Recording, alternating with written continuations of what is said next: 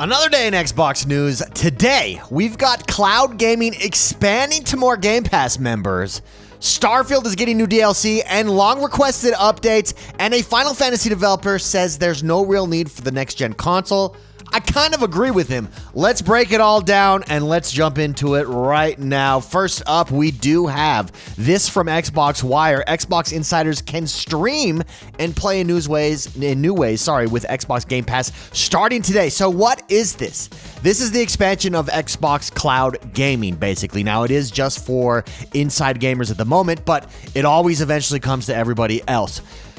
It's opening up to more Game Pass members, not just Ultimate. So right now, cloud gaming has been explicitly a benefit of Game Pass Ultimate members. Now you're getting Xbox Cloud to the other tiers, the two other tiers. Where do they talk about it? Right here, Xbox Game Pass Core and Standard now have even more freedom to play wherever they are with Xbox Cloud Gaming, which they're making clear is still in beta, and it is still in beta. This is the future of Xbox, for sure. I think expanding it to your lower tiers is absolutely a must. We know that they talked about it at Gamescom a little bit. Xbox talked about it, and they said eventually they're going to have subscription-based only cloud tiers, a lower price than Game Pass and Game Pass Ultimate. I think that's a good thing. I think it's inevitable. GeForce Now is the proof of cloud gaming in the future. If you've not tried it, highly recommend it. I think Game Pass and Xbox is working really hard to get on par with GeForce Now, and I'm excited for it. It already works really well with some titles. What's interesting here is this is also the first time that select PC titles are now streamable, a first for Xbox Cloud. Also, I think is huge. This does go to their new strategy, or the current strategy, I guess, that is new, and fits right into the ROG Ally handheld gaming, really making this cross-platform experience where you can truly play all of your Xbox games, including PC games, anywhere and everywhere you want.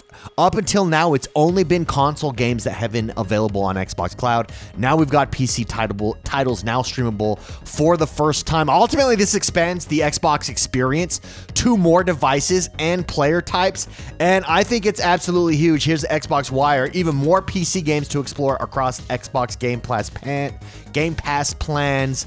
Very, very exciting. If you're an insider, let me know if you are an insider.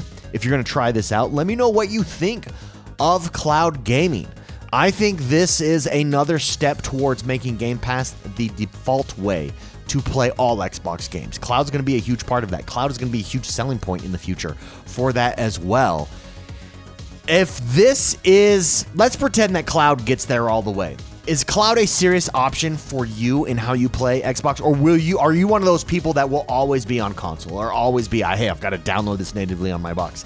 I thought I was that guy, again, until I played GeForce Now, and GeForce Now works seamlessly on my MacBook. MacBooks, you cannot game. Despite what Apple wants to tell you, you cannot game on a MacBook, okay? You just can't. I have a gaming laptop, I have a MacBook for work, and I don't always want to switch in between. GeForce Now enables me to play straight on my MacBook with no lag, zero lag. It's amazing. No input lag. It's fantastic. So for me, Xbox Cloud is a serious option. It is a serious option. It's a serious future option. I don't think it's ready now, but all of these steps that they're taking is leading us in that direction, and I think it's the future. Not just for Xbox, by the way. I think it's the future for gaming as a whole.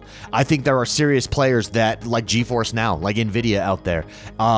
Does a future partnership come? Because I think where they lack is the distribution platforms there. Do they partner with a Steam? Do they partner with an Xbox long term? Do they create their own thing and try to take over that way? I think when you look at places like YouTube, the YouTube platform, when you look at Netflix or Amazon, guess what they're all doing? They're all putting games on their streaming platform. Games that just a few years ago were only available on console are now on these streaming platforms. The whole industry is changing. We're living through it. I think it's exciting, and I'm very excited about it myself. Next up, in an interesting comment here from a Final Fantasy developer, There's no real need for next-gen consoles. That's what he says. The producer, Mr. Yoshida. I'm just going to say Mr. Yoshida because I can't pronounce Japanese names.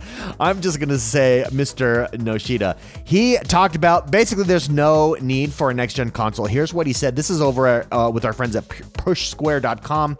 He says, quote, "When I look at things from a gamer's perspective, I feel that there's no real need to make new hardware because I think right now people are happy with the Xbox Series X, the PS5, or the Switch 2. And honestly, from a gamer's perspective as well, hardware is just expensive to buy." Why did he say this? Because he was asked, hey, are you going to bring Final Fantasy to next generation? And he says, yes, but I just don't think that there's a need for it right now. I think people are happy with where they're at. I think it's more than enough, he says, for gamers and game development, and hardware is expensive.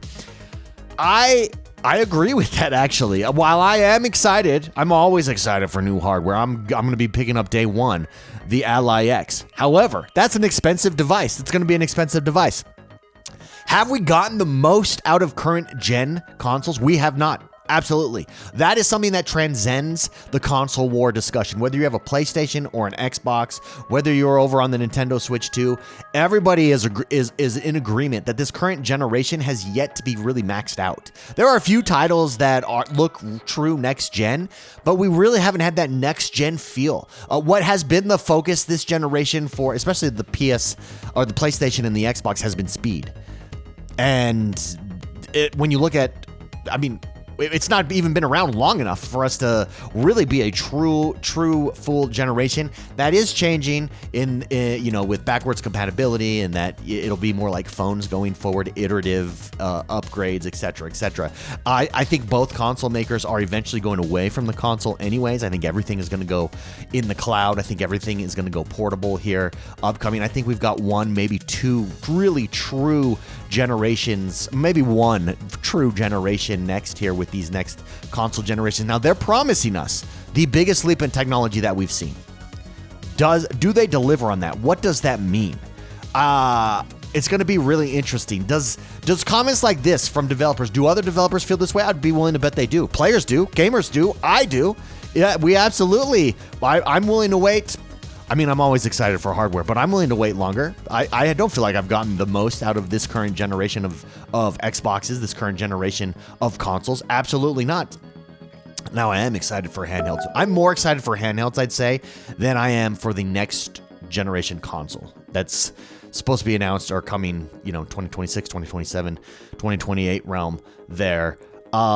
Do game developers want longer console cycles? Yes, but I think we're going away from console cycles altogether, especially if Xbox is able to make it all one. If they're able to make their UI across PC and console and handhelds and cloud gaming all the same, then it doesn't matter. The cycles are dead. It's about the platform. In a platform world, in a platform gaming world, in a gaming world where there are no consoles and there's only platforms, consoles are dead. I would love to know, do you agree with this take from Mr. Yoshida? Do you agree that consoles have peaked this generation in value and that we're not ready for a next generation? Let me know. Let me know if you disagree with that. Let me know if you disagree with him and you actually think it's time. It's time for a next generation console. Again, let me know in the comments below. And last but not least, let's talk about Starfield here, because you know how much I love Starfield. I think Starfield is this sleeping giant. I think it was built for mods. I think it was built for the long term. Never before we've seen a Bethesda game from the ground up be built with mods in mind for a 10-year development cycle. And that's what we get with Starfield. Now, I think Starfield was unfairly, by far, review bombed, because this was the first Bethesda game that was strictly on Xbox. This was the first one after the acquisition, and so freaking haters went out there and review bombed it. But in the new news for Pure Xbox, Starfield dev teases new DLC, free updates, and features players have been asking for. So there's plenty of content in the work. Again, is this in a lot of players' minds, this is a redemption arc for Starfield? I don't think it is. I think Starfield is legit. Very, very exciting.